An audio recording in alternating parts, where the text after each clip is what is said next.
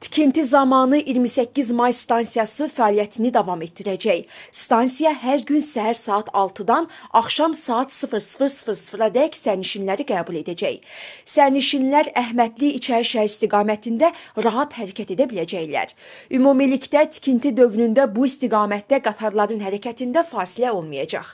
Qatarlar tikinti dövründə də 28 may stansiyasında dayanacaqlar və sərnişinlər Cəfər Cabbarlı Şah İsmayıl Xətai istiqamətində hərəkətlərini davam etdirə biləcəklər. Yeganə məhdudiyyət 28 may Nizami istiqamətində olacaq. Stat. Tikinti başladıqdan sonra 28 maydan Dərnəgül stansiyasına hərəkət edən qatarlar bu istiqamətdə hərəkət edə bilməyəcək.